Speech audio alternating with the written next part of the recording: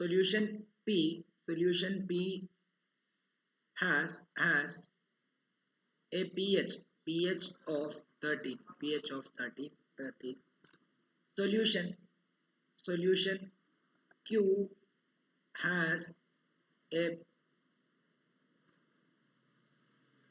question on the solution P has a pH of 13 and solution Q has a pH of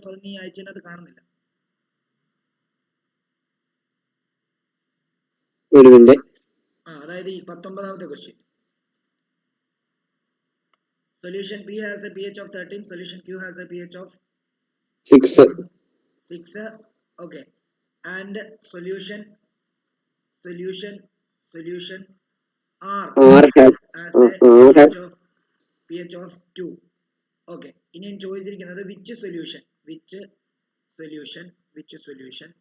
A, which solution A and which solution will liberate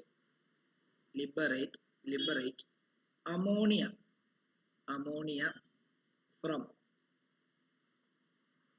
ammonium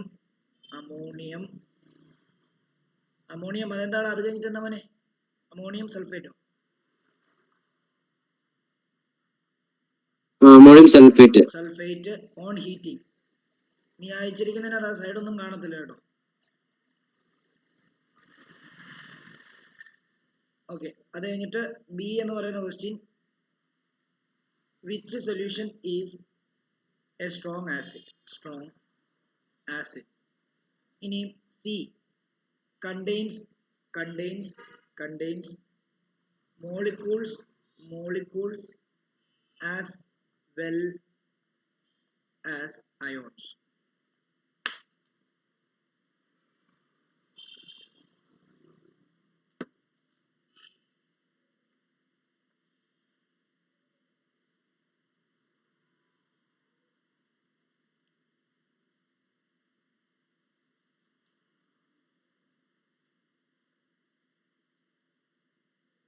പറഞ്ഞോ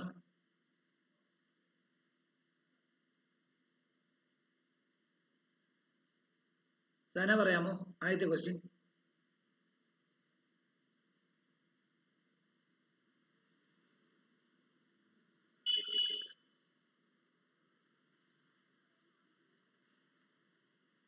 സന പറയാമോ first question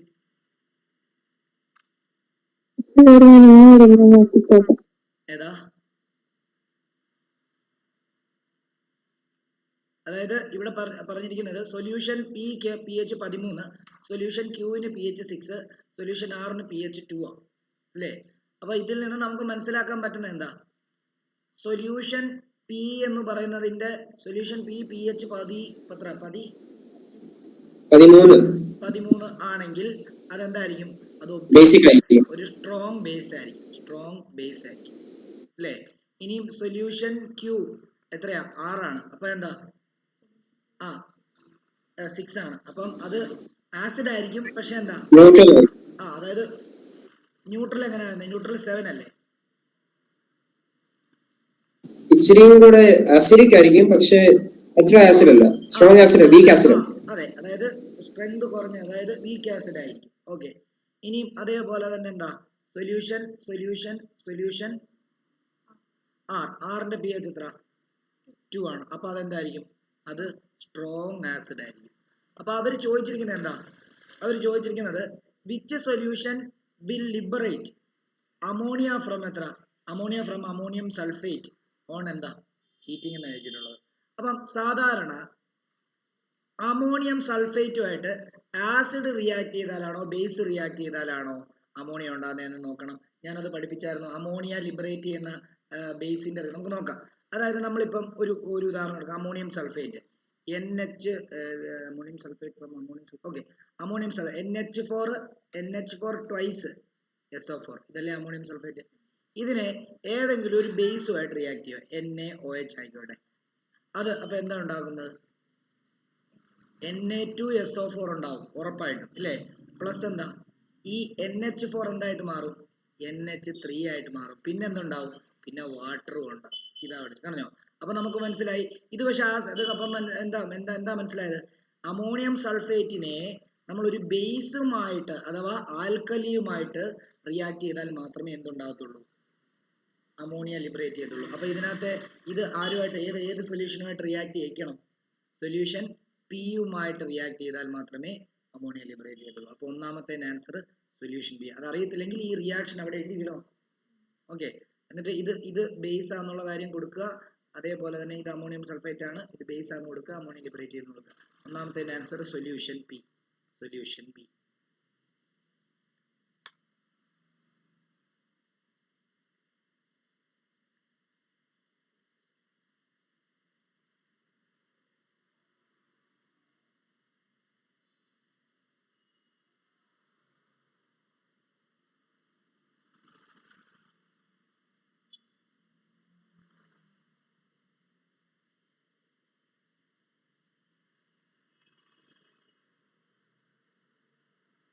okay, രണ്ടാമത്തെ നോക്കിയേ. രണ്ടാമത്തേത് which is A strong acid. Already നമുക്കറിയാം എന്താ, solution R ആണ് നമ്മൾ പറഞ്ഞിട്ടുണ്ട് ഇല്ലയോ. അപ്പം രണ്ടാമത്തെ എന്താ, സൊല്യൂഷൻ ആറ്. സൊല്യൂഷൻ ആറാണ്. ഇനി മൂന്നാമത്തെ എന്താ, മൂന്നാമത്തെ ക്വസ്റ്റ്യൻ എന്താ, മൂന്നാമത്തെ അവർ ചോദിച്ചിരിക്കുന്നത് എന്താണ്, മൂന്നാമത്തെ ഇത് വീക്ക് ആസിഡ് എന്ന് എഴുതണേ. ഇത് വീക്ക് ആസിഡ് എന്ന് എഴുതിയാലേ പറ്റും. Solution two weak acid. അപ്പം എന്താ മൂന്നാമത്തെ അവർ ചോദിച്ചിരിക്കുന്നത് contains molecule as well as ions. നിങ്ങൾ ഒന്ന് ആലോചിച്ച് നോക്കിയേ, വീക്ക് ആസിഡ് ആണെങ്കിൽ ഇപ്പോൾ ഒരു ഉദാഹരണം എടുക്കാം, H2CO3 എടുക്കാം. ഇതിന്റെ 100 H2CO3 മോളിക്യൂളിനെ നിങ്ങൾ വാട്ടറിനകത്ത് ഡിസോസിയേറ്റ് ചെയ്യുകയാണെങ്കിൽ എന്ത് സംഭവിക്കും?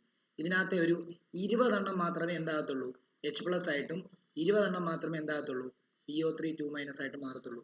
ബാക്കി ഇതിനകത്ത് 80 മോളിക്യൂൾ എന്തായിട്ട് തന്നെ നടക്കും, H2CO3 ആയിട്ട് തന്നെ നടക്കും. പക്ഷേ ഇത് ആസിഡാണ്, ഡിസോസിയേറ്റ് ചെയ്യും. പക്ഷെ അപ്പൊ ആ ഡിസോസിയേറ്റിംഗ് സൊല്യൂഷനകത്ത് എന്തൊക്കെ കാണും, അയോൺസും കാണും, മോളിക്യൂൾസും കാണും. നേരെ മറിച്ച് ഇവൻ സ്ട്രോങ്, ഇപ്പൊ 100 HCl മോളിക്യൂളാണ് നിങ്ങൾ എടുത്തെങ്കിലോ, അത് 100 എന്ത് ചെയ്യും, H+ ആയിട്ടും 100 H+ ആയിട്ടും 100 എന്തായിട്ട് മാറും, Cl- ആയിട്ട്. അപ്പൊ അത് അതിനകത്ത് എന്ത് മാത്രമേ ഉള്ളൂ, അയോൺസ് മാത്രമേ ഉള്ളൂ. നമ്മൾ ഇത് പഠിപ്പിച്ചതാണ് ഇല്ലേ. അപ്പം ഇവിടെ വീക്ക് ആയിട്ടുള്ള ആളായിരിക്കും എന്ത്, അയോൺ പാർഷ്യലി അയണൈസ് ചെയ്യുന്നത്. അപ്പൊ അതിനകത്ത് മോളിക്യൂൾസും അയോൺസും കാണും. അപ്പം സൊല്യൂഷൻ ക്യൂ ആയിരിക്കും എന്റെ. ഡൗട്ട് ഉണ്ടെങ്കിൽ ചോദിക്കണം.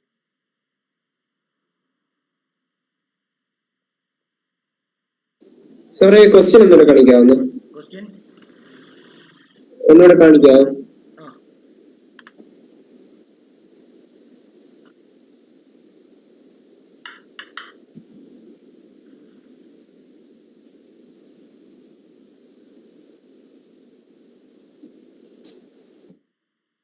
Thank you sir.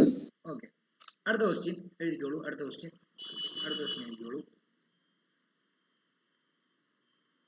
ആരാണ് 20ാമത്തെ ക്വസ്റ്റ്യൻ ഒന്ന് പറയണം. M is an element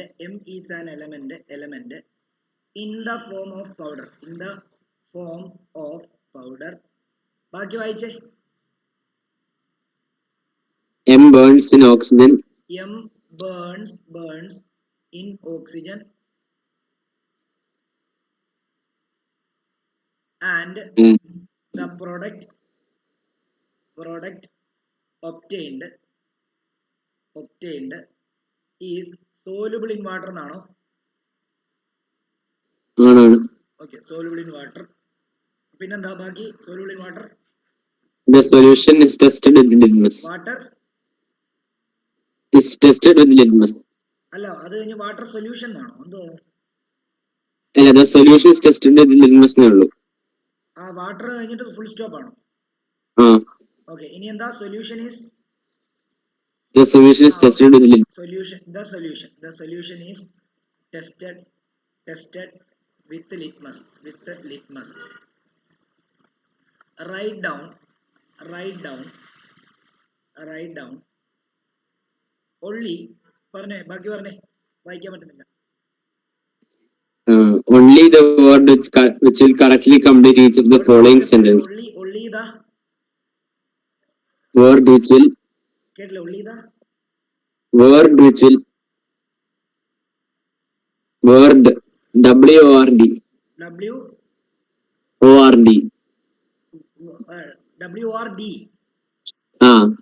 okay. Write down only the word which will correctly complete each of the following. Okay, അത് കണ്ടു. correctly complete complete each of the following sentence. അല്ലേ? Okay.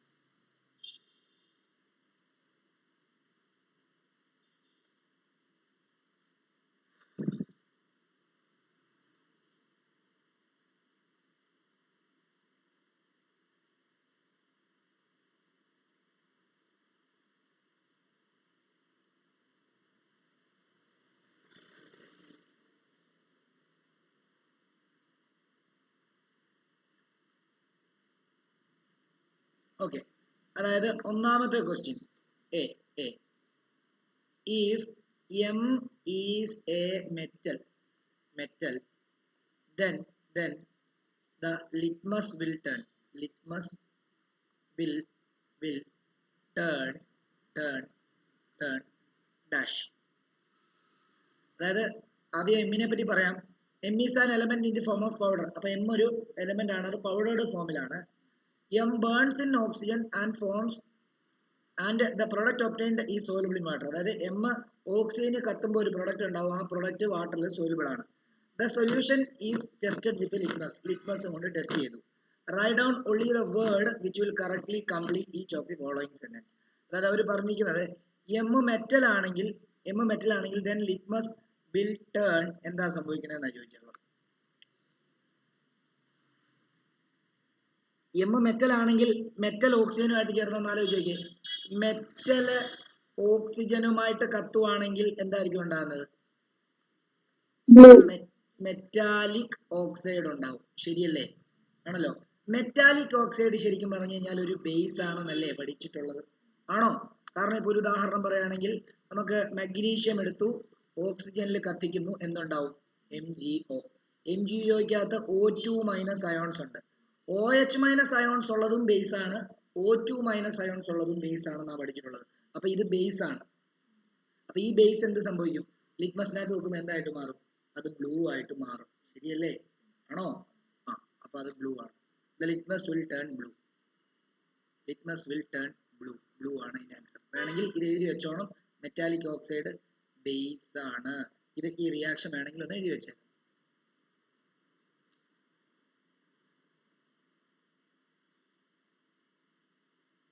അഭിനവിന് മനസ്സിലായോ?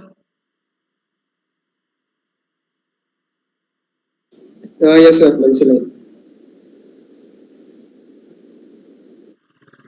അടുത്തത് B. if M is non-metal then the litmus will turn dash.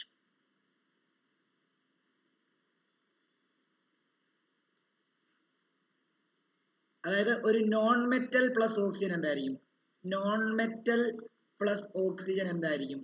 Oxygen non metallic oxide ആയിരിക്കും. ശരിയല്ലേ? Non metallic oxide ആയിരിക്കും അല്ലേ? Non metallic oxide എപ്പോഴും ആസിഡ് നേച്ചർ. ഒരു example നമുക്ക് എന്ത് എഴുതാം? Non metal carbon plus oxygen O2 gives എന്താ? CO2 ഒരു നോൺ മെറ്റാലിക് ഓക്സൈഡാണ്. അത് അസിഡിക് നേച്ചർ കാണിക്കും അല്ലേ? അപ്പൊ അസിഡിക് നേച്ചർ കാണിക്കുകയാണെങ്കിൽ ലിറ്റ്മസ് എന്തായിട്ട് മാറും? ലിറ്റ്മസ് റെഡ് ആയിട്ട് മാറും. അപ്പൊ ഇതിന്റെ ആൻസർ എന്താ? റെഡ് ആണ്.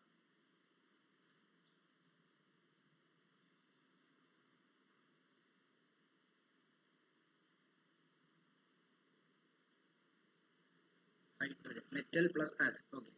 അപ്പൊ അടുത്ത നോക്കിയോളൂ. അടുത്ത ക്വസ്റ്റ്യൻ മൂന്നാമത്തേത് if M is a reactive metal, M is a reactive metal, then the litmus will turn, then the litmus will turn dash.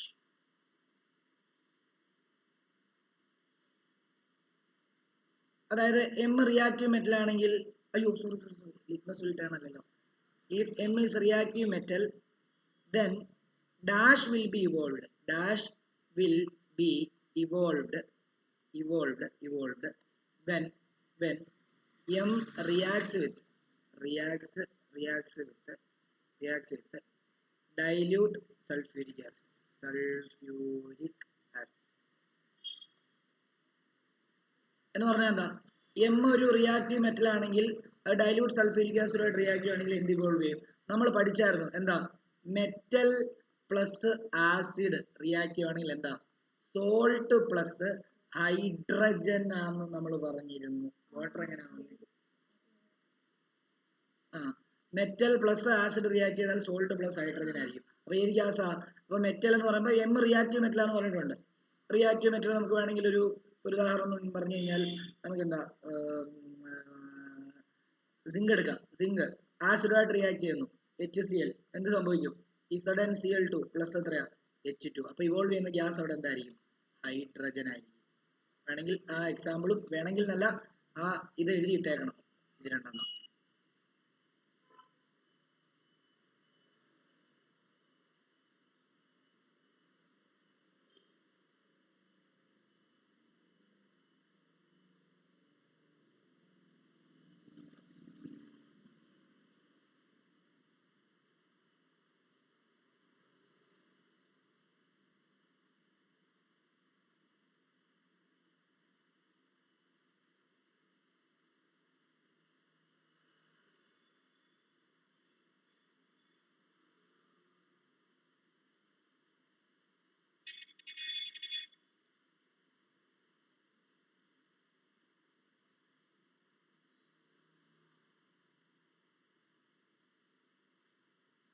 അടുത്തത് if M is a metal. അടുത്ത ക്വസ്റ്റ്യൻ, അതിന്റെ D question. If M is a metal, if M is a metal, it will form dash oxide which will form dash solution with water. If M is a metal, it will form dash oxide which will form dash solution with water. M metal ആണെങ്കിൽ it will form dash oxide. എന്താ? M metal ആണെങ്കിൽ അത് metallic oxide ആയിരിക്കും ഉണ്ടാകുന്നത്. ആണോ? ആണ്. അതായത് metallic oxide എന്ന് പറയുമ്പോൾ എന്ത് ഓക്സൈഡാ? മെറ്റാലിക് ഓക്സൈഡ് ഒരു ബേസിക് ഓക്സൈഡാ. ആണോ? അപ്പം ബേസിക് ഓക്സൈഡ് എന്ന് എഴുതാം. ശരിയല്ലേ? Which will form dash solution in water. എന്താ വിച്ച് വിൽ ഫോം? എന്താ?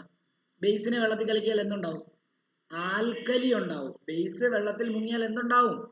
ആൽക്കലി. ശരിയല്ലേ? ആണ്. വെള്ളത്തിൽ ഡിസോൾവ് ചെയ്യുന്ന ബേസിനെയാണ് നമ്മൾ എന്തെന്ന് പറയുന്നത്? ആൽക്കലി എന്ന് പറയുന്നത്. അപ്പം ഇതിന്റെ ആൻസർ എന്ന് പറയുന്നത് ആദ്യത്തേത് metal. If M is a metal it will form dash oxide which will, അതെന്ന് പറയുമ്പോൾ ഇത് ബേസിക് ഓക്സൈഡ് എന്ന് എഴുതുക. Basic oxide which will form എന്താണ്? Dash solution with water. എന്താ? Alkaline solution.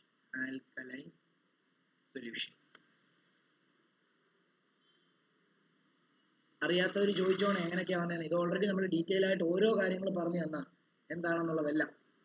ഓക്കെ, ഇനി അടുത്ത അതിന്റെ ചോദ്യം പറയുന്നത് if M is a non metal, M is a non metal, it will not conduct electricity, unless it is in the form of dash.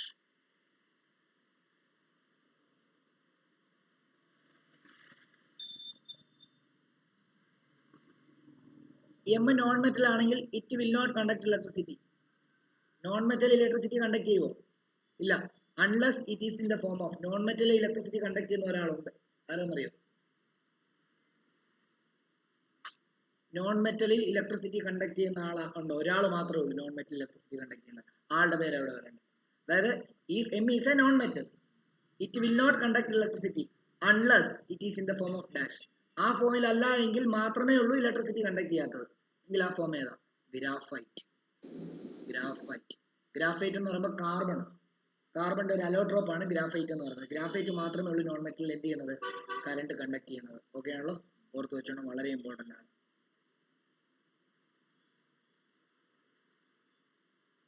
കാരണം ഈ graphite എന്ന് പറയുന്ന കാർബണിന്റെ ആ ഫോമിനകത്ത് ശരിക്കും ഒരു കാർബണിന് ചുറ്റും 4 ഇലക്ട്രോൺസ് ആണുള്ളത്.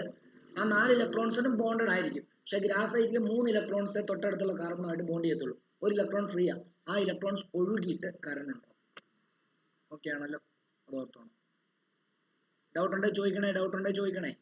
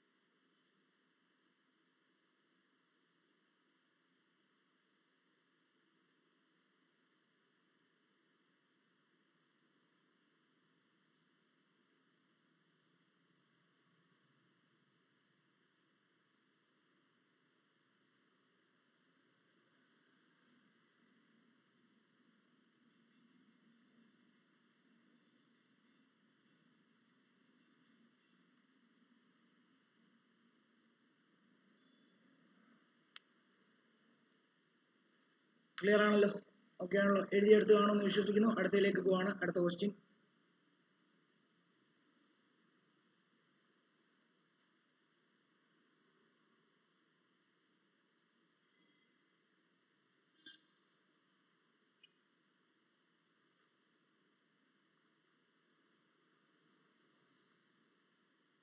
A solution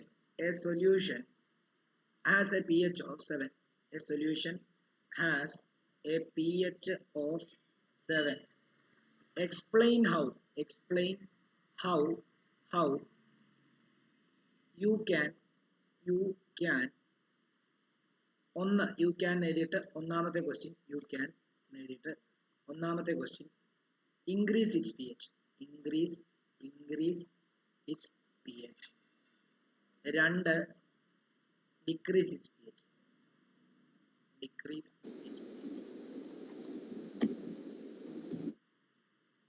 അത് ഒന്നാമത്തെ ക്വസ്റ്റ്യൻ. ഇതൊന്ന് പറയാം. അതായത് നമുക്ക് ഒരു സൊല്യൂഷന്റെ pH 7 ആണ്.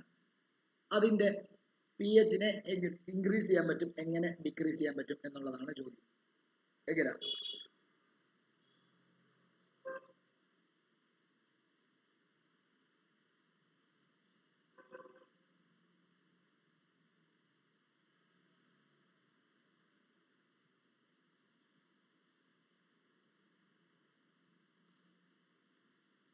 എങ്ങനെ ചെയ്യാൻ പറ്റും?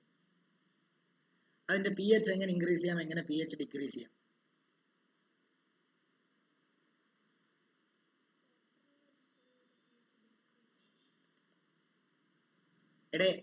pH ഇൻക്രീസ് ചെയ്യാന്ന് പറഞ്ഞാൽ അത് ബേസ് ആവുക എന്നുള്ളതാണ്. അപ്പൊ കുറച്ച് ആൽക്കലി അതിനകത്ത് ആഡ് ചെയ്താൽ പോരെ, അപ്പൊ അതിന്റെ pH കൂടത്തില്ലേ? വാട്ടറിനകത്ത് വാട്ടർ ആഡ് ചെയ്യുന്ന എന്തിനാ? ഇത് വാട്ടറാ.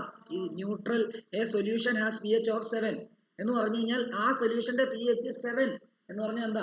ന്യൂട്രൽ pH ആണ്. ന്യൂട്രൽ pH എന്ന് പറയുമ്പോൾ പ്യുവർ വാട്ടറിന്റെ pH 7 ആണ്. പിന്നെ എന്തിനാ വാട്ടർ വീണ്ടും ആഡ് ചെയ്യും? അപ്പം അതിനെ ആസിഡിക് ആക്കണമെങ്കിൽ എന്ത് ചെയ്യണം? അതിനെ ബേസിക് ആക്കണമെങ്കിൽ എന്ത് ചെയ്യണം? ഒന്നും ചെയ്യണ്ട, ഇച്ചിരി ആൽക്കലി എടുത്ത് അതിനകത്ത് ഒഴിച്ചാൽ മതി. അപ്പൊ എന്തായിട്ട് മാറും? ആൽക്കലി എടുത്ത് ഒഴിക്കുമ്പോൾ കുറച്ച് ആൽക്കലി എടുത്ത് ഒഴിക്കുമ്പോൾ, ഇപ്പൊ ഞാൻ സിമ്പിൾ ആയിട്ട് പറയാണ്, ഞാൻ ഒരു ഗ്ലാസ് വെള്ളം എടുക്കും. ആ ഒരു ഗ്ലാസ് വെള്ളത്തിന്റെ pH നോക്കിയപ്പോൾ 7 വരില്ല, അങ്ങോട്ടും ഇങ്ങോട്ടും വേരിയേഷൻ കാണും. നമുക്ക് ഒരിക്കലും നമ്മൾ കുടിക്കുന്ന വെള്ളത്തിന്റെ അത് 7 ന്യൂട്രൽ എന്ന് പറയാം, ന്യൂട്രൽ pH കിട്ടത്തില്ല. ചിലപ്പോൾ 7.2 6.9 ഒക്കെ ആയിരിക്കും നമ്മുടെ ആ അറ്റ്മോസ്ഫിയറിക് കണ്ടീഷൻ വെച്ചിട്ട് ഉള്ളത്. അതാണ്. അപ്പം പറഞ്ഞു വന്നത്, നമ്മൾ ഒരു ഗ്ലാസ്സിനകത്ത് ഒരു വെള്ളം എടുത്ത്, എല്ലാവരും ശ്രദ്ധിക്കുക, വെള്ളം എടുത്തു. അതിന്റെ pH നോക്കിയപ്പോൾ 7 കിട്ടിയെന്ന് വിചാരിക്കുക. അതിന്റെ pH നെ എനിക്ക് കൂട്ടാൻ വേണ്ടി ഞാൻ എന്ത് ചെയ്തു? അതിനെ വേറൊരു വലിയൊരു പാത്രത്തിനകത്തോട്ട് ഒഴിച്ചു. എന്നിട്ട് ഞാൻ ഒരു 5 തുള്ളി ബേസ് ഒഴിച്ചു. Base means alkali. ആൽക്കലി എന്ന് പറഞ്ഞാൽ എന്താ? വെള്ളത്തിൽ ഡിസോൾവ് ചെയ്യുന്ന ബേസ്, അതിനെയാണ് ആൽക്കലി. കുറച്ച് ആൽക്കലി ഒഴിച്ചു. എന്നിട്ട് pH നോക്കിയപ്പം 7 എന്നുള്ളത് 7.2 ആയി. 3 തുള്ളി ഒഴിച്ചുള്ളൂ. എന്നിട്ട് ഞാൻ വീണ്ടും 3-4 തുള്ളിയും കൂടെ ഒഴിച്ചപ്പോൾ അത് 8 ആയി. വീണ്ടും ഞാൻ ബേസ് ഒഴിച്ചു, ആൽക്കലി ഒഴിച്ച സമയത്ത് 8, 9 ആയി, 10 ആയി, 11 ആയി. വീണ്ടും ഞാൻ ആ ഒരു ഗ്ലാസിന്റെ ഒരു 3 ഇരട്ടി ആൽക്കലി അതിനകത്ത് ഒഴിച്ചപ്പോൾ അത് കംപ്ലീറ്റ്ലി എന്തായി? പിന്നെ അതിനകത്ത് വാട്ടർ എന്ന് പറയാൻ പറ്റത്തില്ല, ഫുൾ ബേസ് ആണ്. മനസ്സിലായോ? പിന്നെ ഞാൻ നോക്കിയപ്പോഴത്തേക്കും അത് 14. മനസ്സിലായി? അപ്പൊ എനിക്ക് ഇത് ഒഴിച്ച് എനിക്ക് pH എന്ത് ചെയ്യാൻ പറ്റും? കൂട്ടാൻ പറ്റും. അപ്പൊ എന്തൊഴിക്കണം? We have to add an alkali to the solution to increase its pH. What we need to decrease its pH? കുറച്ച് ആസിഡ് കോരി ഒഴിച്ചാൽ മതി അല്ലേ? ഞാൻ ഇച്ചിരി വെള്ളം എടുത്തിട്ട് അതിനകത്ത് ആസിഡ് കോരി ഒഴിച്ചാൽ ഒരു തുള്ളി ഒഴിച്ചു കഴിഞ്ഞാൽ അല്ലെങ്കിൽ 2 തുള്ളി, ഇപ്പം 7 ന്യൂട്രൽ ആയിട്ടുള്ള ഒരു ഇതിനകത്തോട്ട് ഞാനൊരു 5 തുള്ളി ആസിഡ് ഒഴിച്ചിട്ട് നിങ്ങൾ ചെക്ക് ചെയ്ത് നോക്കിയാൽ ഒരു 6.9 ആകും. വീണ്ടും ഒരു 10 തുള്ളി ഒഴിക്കുകയാണെങ്കിൽ അത് 6.6 ആകും. വീണ്ടും ഞാൻ ആ ഒരു ഗ്ലാസിന്റെ അത്രയും തന്നെ ഞാൻ ഒരു ഗ്ലാസ് ആസിഡും കൂടി ഒഴിക്കുകയാണെങ്കിൽ അതിന്റെ pH വല്ല 4 3 ആകും. പിന്നെ ഞാൻ ആ ഒരു ഗ്ലാസ് വെള്ളത്തിന്റെ അതിനകത്ത് തന്നെ അതിന്റെ ഒരു 3 ഇരട്ടി ആസിഡ് ചേർക്കുകയാണെങ്കിൽ അതെന്താട്ടോ അത് കംപ്ലീറ്റ്ലി അസിഡിക് ആയിരിക്കും, 1 വെല്ലോ ആയിട്ട് മാറും. അപ്പൊ നമുക്ക് ഒന്നും ചെയ്യേണ്ട, ഇങ്ങനെ എഴുതിയാൽ മതി. to increase its pH, we have to add alkali. To decrease its pH, we have to add acid to the solution.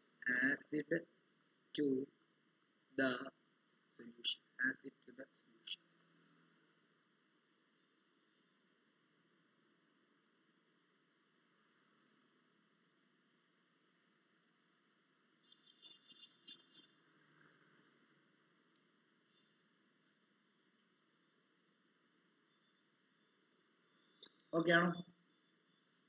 അതിന്റെ തന്നെ ബി ക്വസ്റ്റ്യൻ ആയിരുന്നു. If a solution changes the color of litmus from red to blue, what you can say about its pH. A solution changes the color of litmus from red to blue. What you can say? എന്താ? It is a base ആണെന്ന് നമുക്ക് പറയാൻ പറ്റും, ശരിയല്ലേ? Okay, അപ്പം നമുക്ക് മനസ്സിലാക്കാൻ പറ്റും it shows basic in nature. Answer it is basic in nature. It is basic in nature and pH value will be more than 7.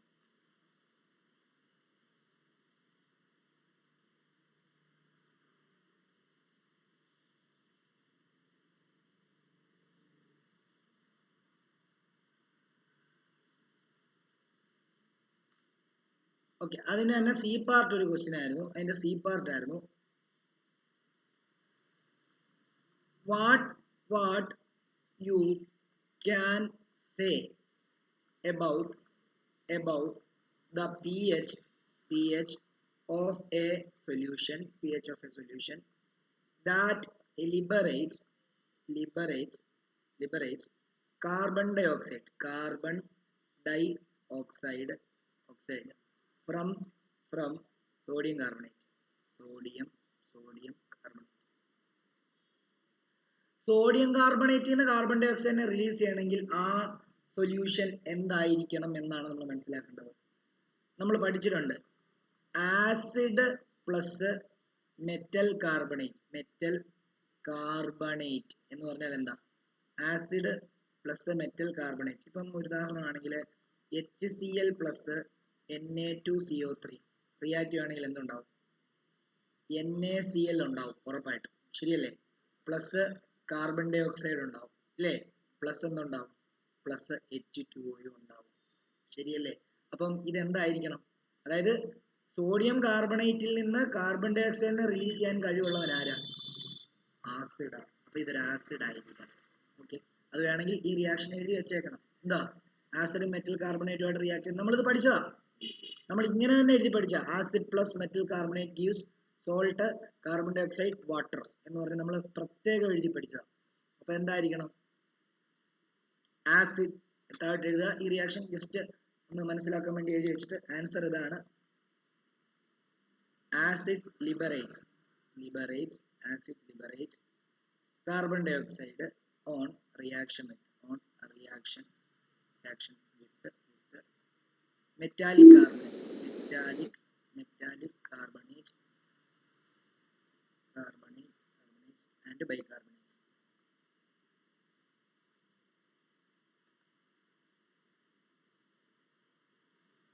Doubt ഉള്ളവർ ചോദിച്ചു മനസ്സിലാക്കുക.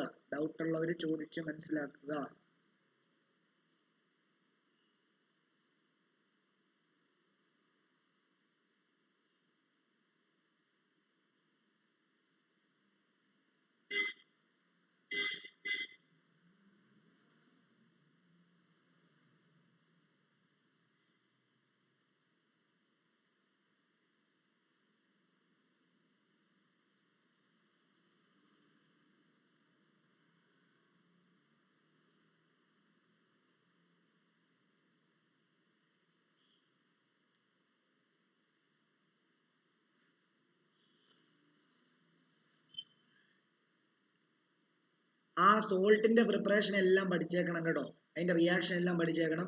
ഒത്തിരി തവണ ഈ റിയാക്ഷൻ റിപ്പീറ്റ് ചെയ്ത് കുറെ ക്വസ്റ്റ്യനകത്ത് ചോദിച്ചിട്ടുണ്ട്. നമുക്ക് അങ്ങനെ ഒരു ക്വസ്റ്റ്യൻ നമുക്ക് ഇപ്പൊ ചെയ്യാം, നോക്കിക്കോളൂ.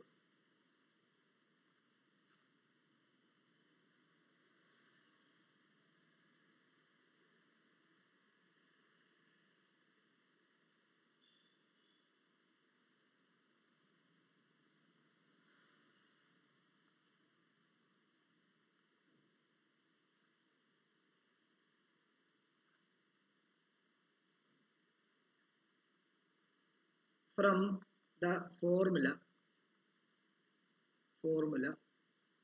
listed below,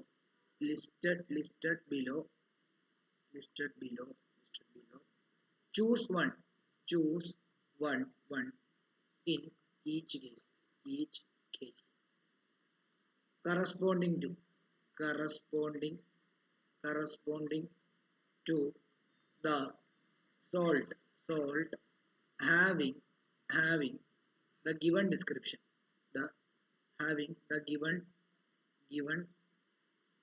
description,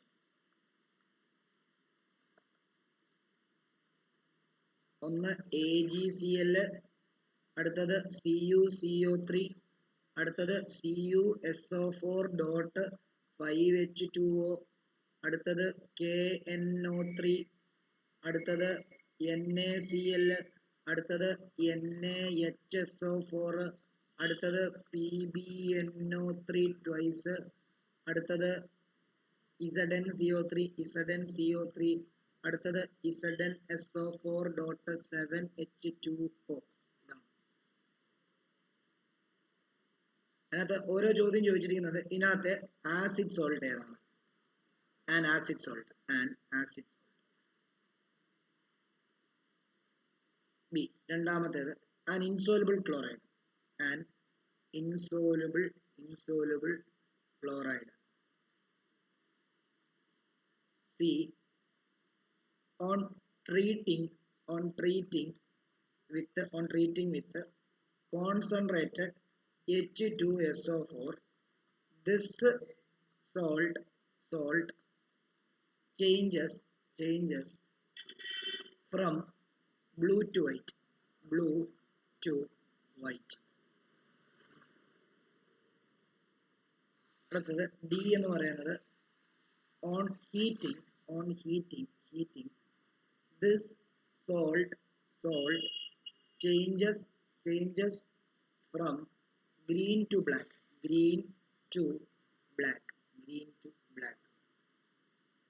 അടുത്തത് E എന്ന് പറയുന്നത് this salt gives nitrogen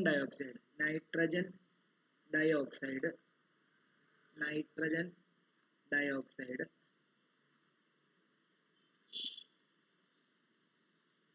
on heating.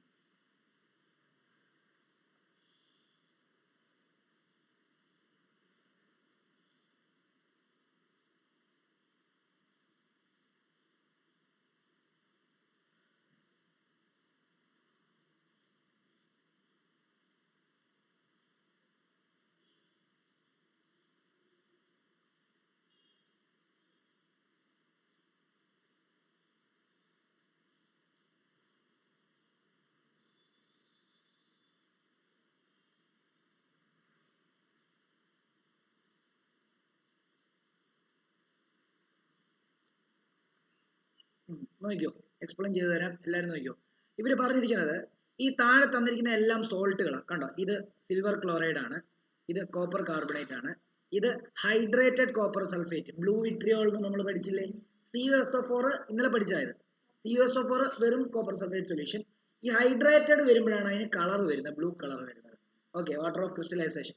ഇതെന്താ, ഇത് KNO3 potassium nitrate, sodium chloride, ഇത് സോഡിയം ഹൈഡ്രജൻ സൾഫേറ്റ്, ഇത് ലെഡ് നൈട്രേറ്റ്, ഇത് സിങ്ക് കാർബണേറ്റ്, ഇത് ഹൈഡ്രേറ്റഡ് സിങ്ക് സൾഫേറ്റ്. നമ്മൾ ഇന്നലെ പഠിച്ചായിരുന്നു ഇല്ലേ, വാട്ടർ ഓഫ് ക്രിസ്റ്റലൈസേഷൻ. അതിനെന്താ പറയാ, വൈറ്റ് വിട്രിയോൾ ഇല്ലേ, വൈറ്റ് വിട്രിയോൾ എന്നാണ് നമ്മൾ പഠിച്ചത്. Okay fine. ഇതിനകത്ത് ഒരു ആസിഡ് സോൾട്ട് ഏതാണ്? ആസിഡ് സോൾട്ടിനെ കണ്ടുപിടിക്കാൻ ഞാൻ എളുപ്പവഴി പറഞ്ഞായിരുന്നു.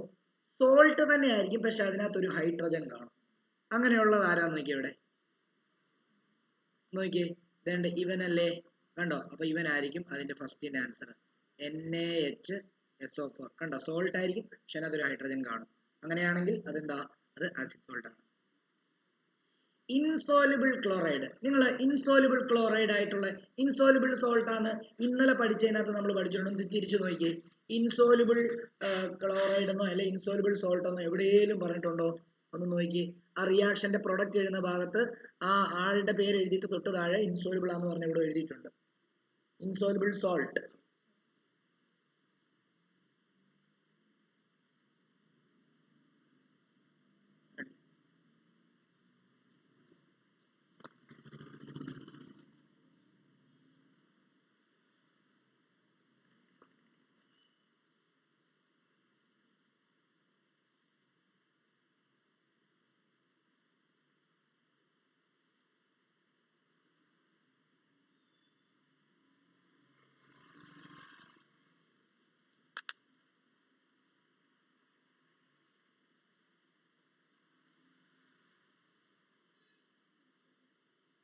ഇൻസോലുബിൾ സോൾട്ട് നോക്കിയേ, ഇതിനകത്ത് ഇൻസോലുബിൾ സോൾട്ട് ഏതാന്ന് നോക്കിയേ.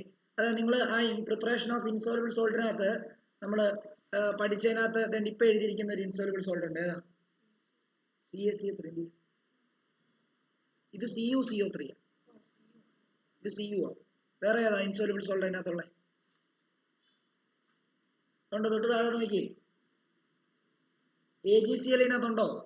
ആ, സിൽവർ ക്ലോറൈഡ്. ഇന്നലെ നിങ്ങൾ നോക്കിയാൽ മതി, പഠിച്ചതിനകത്ത് നമ്മൾ കോപ്പർ കാർബണേറ്റ് ഒരു ഇൻസോലുബിൾ സോൾട്ട് പഠിച്ചു. അതല്ലാതെ അതിന്റെ തൊട്ട് താഴെ നമ്മൾ കുറെ പഠിച്ചു, ലെഡ് നൈട്രേറ്റ് ഒക്കെ പഠിച്ചായിരുന്നു, ഏതാണ്ടൊക്കെ പഠിച്ചു അല്ലേ. ആ, അപ്പൊ അതിനകത്ത് ഒരു സോൾട്ട് ആയിരുന്നു എന്ത്, AgCl. അപ്പൊ ഇതിനകത്തുള്ളതിനകത്ത് ഇൻസോലുബിൾ എന്ന് പറയുമ്പോൾ AgCl അല്ല, അപ്പൊ AgCl ആയിരിക്കും എന്റെ ആൻസർ, സിൽവർ ക്ലോറൈഡ്, AgCl. ഇനിയും ഇവർ പറഞ്ഞിരിക്കുന്നുണ്ടോ, അതായത് on treating with concentrated H2SO4 this salt changes from blue to white. Blue colour ആയിട്ടുള്ള സോൾട്ട് ഏതാണെന്നറിയോ? കോപ്പർ സൾഫേറ്റിന്റെ ഹൈഡ്രേറ്റഡ് ഫോം, അതായത് CuSO4 ഡോട്ട് എത്രയാ 5H2O. ഇതിനെ സൾഫ്യൂരിക് ആസിഡ് ഒഴിച്ചാൽ എന്ത് സംഭവിക്കുന്നറിയോ? സൾഫ്യൂരിക് ആസിഡ് ഒരു ഡീഹൈഡ്രേറ്റിംഗ് ഏജന്റ് അല്ലേ, ഇതിനകത്തുള്ള വാട്ടറിനെ ഫുൾ വലിച്ചെടുക്കും. വാട്ടറിനെ ഫുൾ വലിച്ചെടുത്താൽ പിന്നെ എന്തായിട്ട് മാറും? ഇത് CuSO4 ആയിട്ട് മാറും. അപ്പൊ CuSO4 ഡോട്ട് 5H2O ആയിട്ടിരിക്കുമ്പോഴേ എന്തുള്ളൂ, ഇതിന് ബ്ലൂ കളർ ഉള്ളൂ. മനസ്സിലായോ? ഇതിന് ബ്ലൂ കളർ ഉള്ളത് CuSO4 പ്ലസ് ഡോട്ട് 5H2 ഉള്ളപ്പോഴാണ്. ഇത് വെറും CuSO4 ആണെങ്കിൽ എന്തായിട്ട് മാറും? അതിന്റെ കളർ എന്തായിട്ട് മാറും? വൈറ്റ് ആയിട്ട് മാറും. മനസ്സിലായോ? അതാ സംഭവിക്കുന്നത്. ഇനി അടുത്തത് എന്താ, ഓൺ ഹീറ്റിംഗ് വിത്ത് എന്താണ് salt, on heating with salt changes from green to black. Green to black, green to black അല്ലെ, on heating this salt, on heating this salt changes from green to black. Green to ബ്ലാക്കിൽ അത് ഓർത്തോണം, നമ്മളത് നോട്ടിനകത്ത് എഴുതിയിട്ടുണ്ടോ ഇല്ലെന്ന് തോന്നുന്നു. Green to black ആകുന്നത് കോപ്പർ കാർബണേറ്റ് ആയിരിക്കും, അതിന്റെ കളർ ഗ്രീൻ ആണ്. ഗ്രീൻ ടു എന്താവും, ബ്ലാക്ക് ആവും ചൂടാക്കുന്ന സമയത്ത്. Copper carbonate, CuCO3. ഇനിയും എന്താണ്, this salt give nitrogen dioxide on heating. Nitrogen dioxide heat ചെയ്യുമ്പോൾ തരുന്നത് എന്താ, ഇതിനകത്ത് ഏതാ?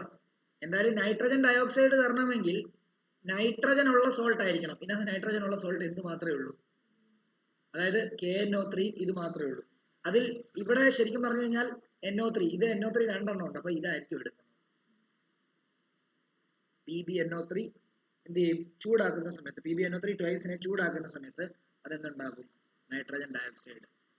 PbNO3 ട്വൈസിനെ ചൂടാക്കിയാൽ അതെന്തുണ്ടാകും, അത് NO2 ഉണ്ടാക്കും. കാരണം ലെഡ് ഓക്സൈഡും NO2 പിന്നെന്താ നൈട്രേറ്റ് PbNO3 ലെഡ് ഓക്സൈഡും NO2 ഉണ്ടാക്കും. അപ്പൊ NO2 ഉണ്ടാക്കും, അതാണ് ഉദ്ദേശിക്കുന്നത്. PbNO2നെ ഹീറ്റ് ചെയ്ത് കഴിഞ്ഞാൽ എന്തുണ്ടാവും? NO2 ഉണ്ടാവും. അത് നമ്മൾ പഠിച്ചതാ.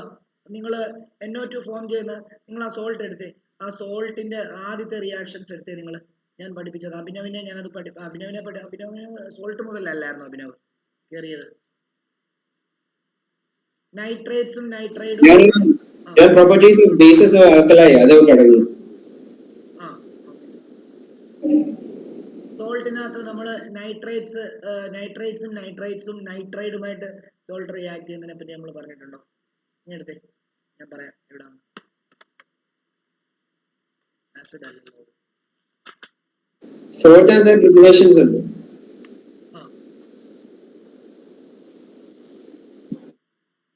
സോൾട്ട് എന്ത്?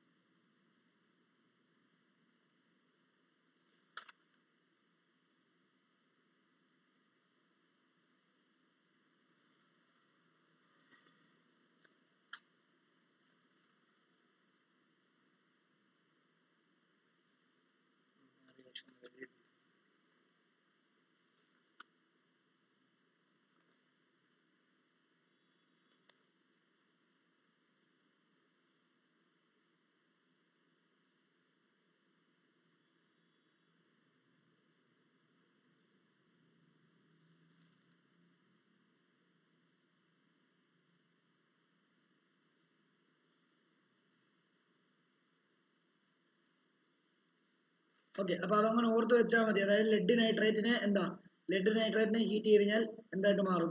അത് നൈട്രജൻ ഡയോക്സൈഡ് ഇവോൾവ് എന്നുള്ള കാര്യം ഓർത്ത് വെക്കുക കേട്ടോ. ഓക്കെ, അതാണ് അതിന്റെ ആൻസർ. ഞാൻ അടുത്ത ക്വസ്റ്റ്യൻ എഴുതിക്കോ.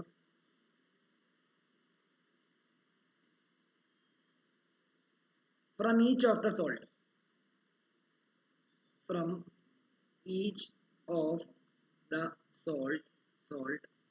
A, B, C and D suggest a suitable method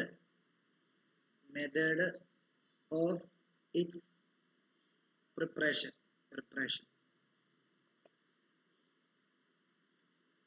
A is a sodium salt. അതിന്റെ മെത്തേഡ് ഓഫ് പ്രിപ്പറേഷൻ.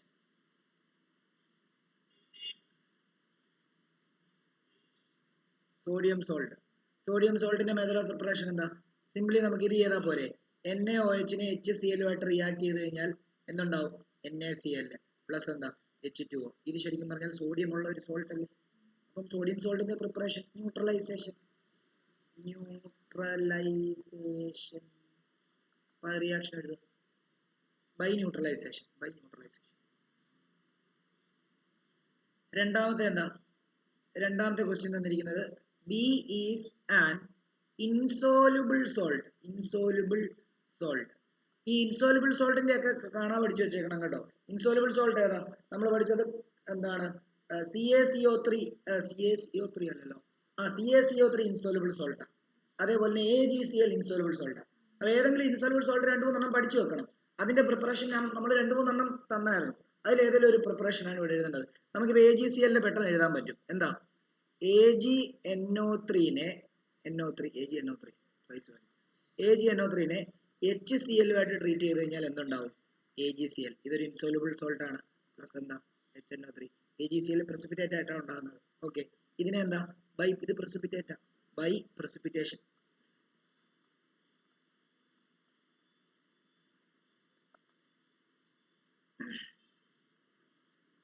അടുത്തത് C എന്ന് പറയുന്നത് എന്താ ക്വസ്റ്റ്യൻ?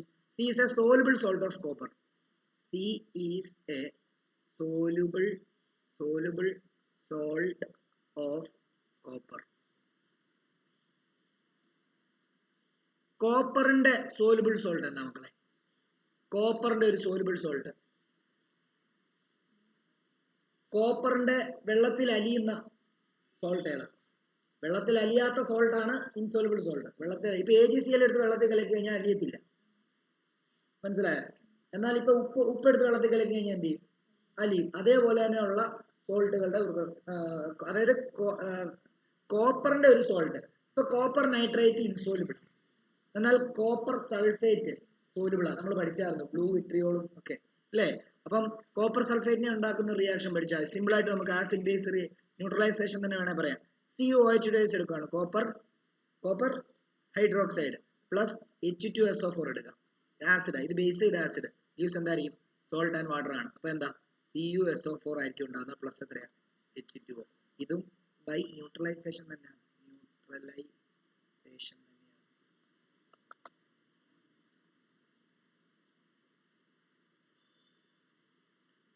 അടുത്തത് ഡി എന്ന് പറയുന്നത് മൂന്നാമത്തെ question. D is a soluble salt of zinc. Soluble salt of zinc. Soluble salt of zinc ഇന്നലെ നമ്മൾ പഠിച്ച എന്തായിരുന്നു? സിങ്കിന്റെ സോലുബിൾ സോൾട്ട് സിങ്ക് സൾഫേറ്റ് എന്ന് പറയും. അപ്പൊ സിങ്ക് സൾഫേറ്റിനെ ഉണ്ടാക്കാൻ വേണ്ടി ഡിസ്പ്ലേസ്മെന്റ് റിയാക്ഷൻ ചെയ്താൽ മതി. നോക്കിയോ, ഇസഡിനെ ഞാൻ H2SO4 ആയിട്ട് ട്രീറ്റ് ചെയ്യുക. അപ്പൊ എന്ത് സംഭവിക്കും? ഈ എച്ചിനെ അവിടെ നിന്ന് മാറ്റിയിട്ട് സിങ്ക് വന്നിരിക്കും, അതായത് ZnSO4 ഉണ്ടാവും. ഇത് എന്താണ്? ഇതൊരു അതായത് ഇതാണ് എന്താണ് ക്വസ്റ്റ്യൻ എന്താ ചോദിച്ചിരിക്കുന്നത്? സോലുബിൾ സോൾട്ട് ഓഫ് സിങ്ക് ആണ് അല്ലേ? ഇതിന്റെ ഹൈഡ്രേറ്റഡ് ഫോം ആണ് ഇന്നലെ നമ്മൾ പഠിച്ചത്. എന്താ? വൈറ്റ് വിട്രിയോൾ ഇല്ലയോ? ഓക്കെ, പ്ലസ് എത്ര ഇവിടെ? പ്ലസ് എത്ര? ഹൈഡ്രജൻ. കണ്ടോ? ഇതപ്പം ഡിസ്പ്ലേസ്മെന്റ് ബൈ ഡിസ്പ്ലേസ്മെന്റ് റിയാക്ഷൻ.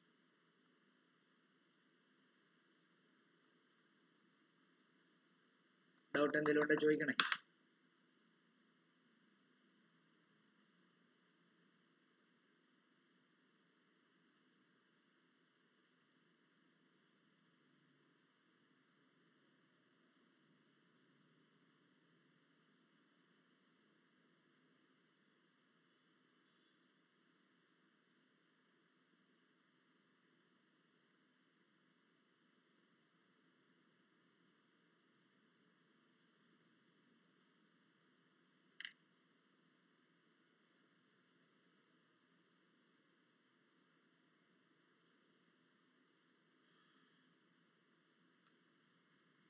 അടുത്ത ക്വസ്റ്റ്യൻ മനസ്സിലാകാത്തവർ ചോദിക്കണേ.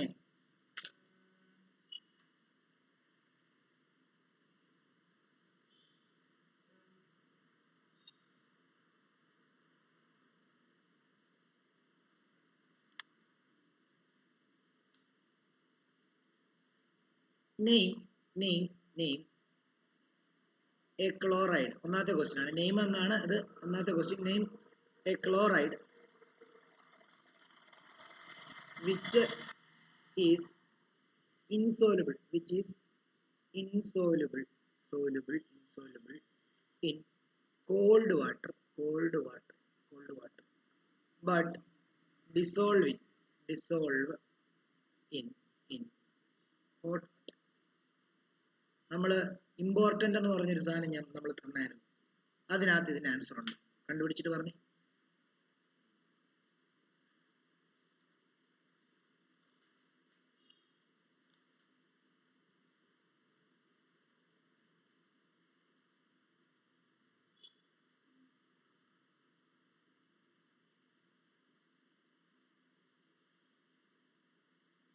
ഏതാ പറഞ്ഞേ?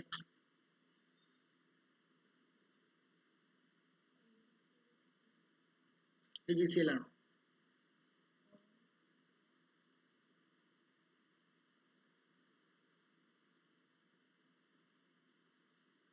നമ്മൾ എന്താ പഠിച്ചത്? ഇമ്പോർട്ടന്റ് എന്ന് പറഞ്ഞതിനകത്ത് കുറെ എഴുതിയിട്ടാണ് നിങ്ങളുടെ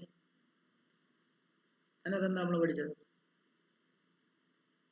All chlorides, bromides and iodides are soluble in water except H2Cl2, AgCl, PbCl2 are soluble in hot water, not in cold water. ഇവിടെ അങ്ങനെയല്ലേ ചോദിച്ചിരിക്കുന്നത്? Insoluble in cold water are soluble in hot water. ഇത് തന്നെയല്ലേ? അപ്പൊ AgCl ഉപയോഗിക്കാം. എന്താ? AgCl, അതായത് എന്റെ കിടക്കുന്ന ആൻസർ PbCl2 ആണ്. AgCl ഉപയോഗിക്കാം, നമ്മൾ അവിടെ തന്നായിരുന്നു പ്രത്യേകം അല്ലേ? അപ്പം AgCl വേണമെങ്കിലും വരാം, PbCl2 വേണമെങ്കിലും.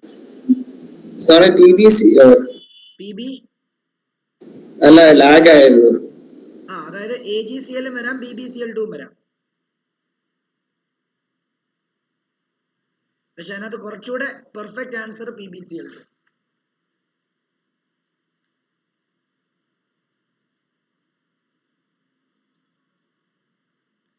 ഓക്കെ ആണല്ലോ. അടുത്ത രണ്ടാമത്തേത് അതിന്റെ തന്നെ name a chloride which is insoluble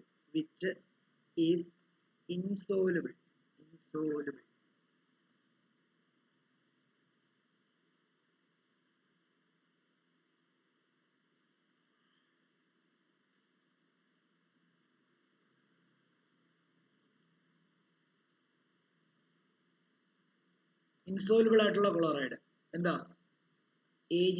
ഇവിടെ നിങ്ങൾ AgCl എഴുതണ്ട കേട്ടോ. ഇവിടെ നിങ്ങൾ ഹോട്ട് വാട്ടറിനകത്ത് അത് PbCl2 ആണ് അതിന്റെ ആൻസർ. ഇവിടെ നോക്കി, ഇവിടെ AgCl എഴുതിക്കും.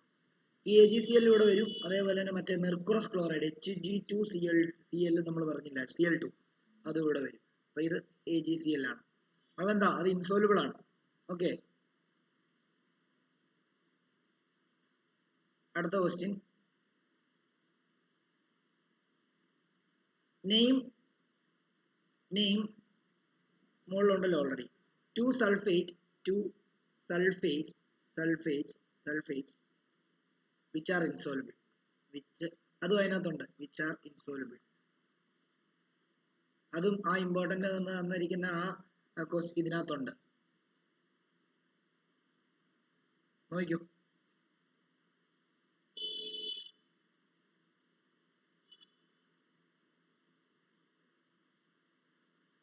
രണ്ട് സൾഫേറ്റ് വാട്ടറിനകത്ത് ഇൻസോലുബിൾ ആയിട്ടുള്ളത്. ബേരിയം സൾഫേറ്റ് ഇൻസോലുബിൾ ആണോ? കാരണം എന്താ, ബേരിയം സൾഫേറ്റ് പ്രസിപ്പിറ്റേറ്റ് ആയിട്ടാണ് വരുന്നത് അല്ലേ? അപ്പൊ BaSO4 നമുക്ക് വേണമെങ്കിൽ കൊടുക്കാം. രണ്ട് സൾഫേറ്റ് പറയാനാണ് പറഞ്ഞിരിക്കുന്നത്. കാൽസ്യം സൾഫേറ്റും പറയാം, CaSO4. ഇല്ല, അതിനകത്ത് കൊടുത്തിട്ടില്ല. എന്തോ അവിടെ കൊടുത്തിരിക്കുന്നത്? BaSO4 ഉം CaSO4 ഉം. PbSO4 ഉണ്ട്, ലെഡ് സൾഫേറ്റ്, PbSO4 ഏതെങ്കിലും കൊടുക്കാം. രണ്ടെണ്ണം എഴുതാനാണ് പറഞ്ഞിരിക്കുന്നത്, നമ്മൾ മൂന്നെണ്ണം എഴുതി.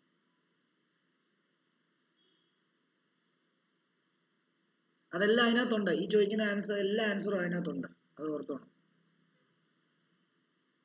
പിന്നെ നെയിം എ ബേസിക് സോൾട്ട്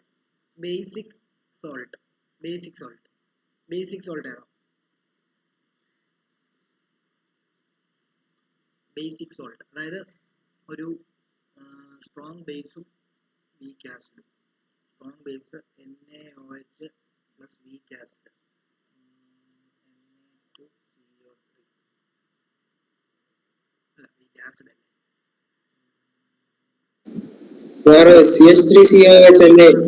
ഏതാ? CH3COOH അല്ലേ? CH3COONA. അത് നമുക്ക് ചെയ്യാം, ബേസിക് സോൾട്ട് ആണ്. CH3COONA. അതെന്തുകൊണ്ട് അങ്ങനെ പറഞ്ഞേ CH3CONA ആണ്? എനിക്ക് നോട്ട്ബുക്കിനകത്ത് നേരത്തെ എഴുതിയിട്ടായിട്ട് ഒരു ഓർമ്മ ഉണ്ടായിരുന്നു. അത് കാണാൻ പഠിക്കല്ലേ. എങ്ങനെയാണ് ഈ ബേസിക് സോൾട്ട് ഉണ്ടായെന്ന് അറിയാമോ? ബേസിക് സോൾട്ട് ഉണ്ടാവണമെങ്കിൽ ഒരു സ്ട്രോങ് ബേസും ഒരു വീക്ക് ആസിഡും കൂടെ ചേരണം. എന്നാലേ എന്തുണ്ടാകത്തുള്ളൂ? ബേസിക് സോൾട്ട് ഉണ്ടാകത്തുള്ളൂ. ബേസിക് സോൾട്ട് പ്ലസ് വാട്ടർ ഉണ്ടാവും. നോക്കിയേ, ശരിക്കും ഇത് base plus acid give salt plus water എന്ന് തന്നെയല്ലേ അല്ലേ? ഒരു സ്ട്രോങ് ബേസ് എടുക്കാം. സ്ട്രോങ് ബേസ് ഏതാ? NaOH ഒരു സ്ട്രോങ് ബേസാ. ഒരു വീക്ക് ആസിഡ് എടുക്കാം, അസറ്റിക് ആസിഡ് CH3COOH ഒരു വീക്ക് ആസിഡാ. ഇത് രണ്ടും ചേരുമ്പോൾ ഇത് സ്പ്ലിറ്റ് ആവുമ്പോൾ CH3COO മൈനസ് എന്ന് പറയുന്ന അസറ്റേറ്റ് അയോണും H പ്ലസും ഉണ്ടാകുന്നത്. അതേപോലെ തന്നെ ഇവിടെ Na പ്ലസും OH മൈനസും ഉണ്ടാകുന്നത്. ഇത് ചേരുമ്പോൾ ഇത് ഇവിടുമായിട്ട് ചേർന്നിട്ട് കണ്ടോ, CH3COONAയും പ്ലസ് H2O ഉണ്ടാവും. ഇതാണ് അതിന്റെ റീസൺ. മൊത്തം എഴുതി വെച്ചോണം, ഇത് മൊത്തം എഴുതണം.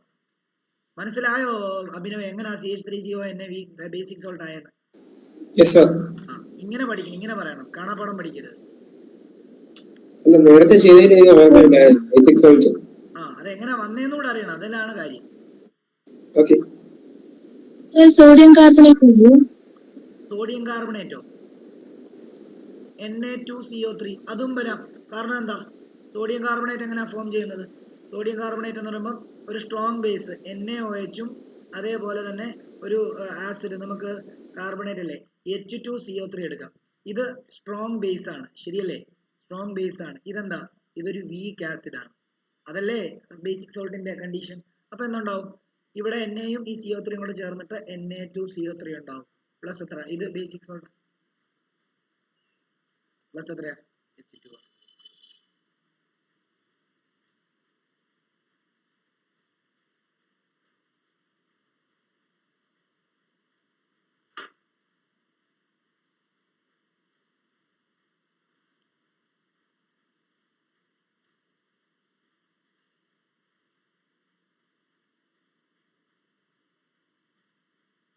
ഇനി ഒരു അസിഡിക് സോൾട്ടിനെ പറ്റിയാ പറഞ്ഞിരിക്കുന്നത്. Acidic salt and acidic salt. Acidic salt acidic salt എന്ന് പറഞ്ഞാൽ എന്താണെന്നറിയോ?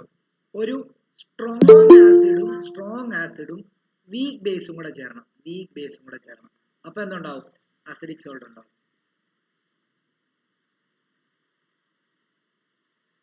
ഒരു സ്ട്രോങ് ആസിഡ് HCl, ഒരു വീക്ക് ബേസ് NH4OH, ഇത് തമ്മിൽ ചേർന്ന് കഴിഞ്ഞാൽ എന്തുണ്ടാവും? NH4Cl. ഇതൊരു എന്താണ്? അല്ല, വീക്ക് ബേസ് അല്ലേ? NH4OH, strong acid HCl. NH4Cl plus എത്ര? H2O. കണ്ടോ? ഇത് സ്ട്രോങ് ആസിഡ് ആണ് HCl, ഇത് NH4OH വീക്ക് ബേസ് ആണ്. അപ്പോൾ ഉണ്ടാകുന്ന ആസിഡ് സോൾട്ട് NH4Cl ആണ് ഇവിടെ ഉണ്ടാകുന്നത്. ഇതൊരു ആസിഡ് സോൾട്ട് ആണ്.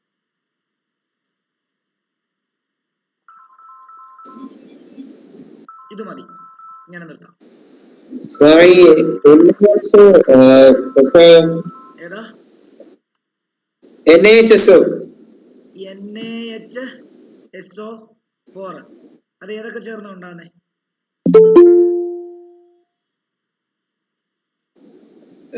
HSO4 പ്ലസ് അല്ലേ? അതെങ്ങനെ? HSO4 എന്ന് പറഞ്ഞൊരു അയോൺ അല്ലേ മോനെ? ഇത് ഈ സോൾട്ട് ഏതിൽ നിന്നൊക്കെയാണ് ഉണ്ടാകുന്നതെന്നാണ് ചോദിച്ചത്. ഇതുപോലെ കംപ്ലീറ്റ് ആയിട്ടുള്ള ഏതൊക്കെ കോമ്പൗണ്ടിൽ നിന്നാണ് ഉണ്ടാകുന്നത്?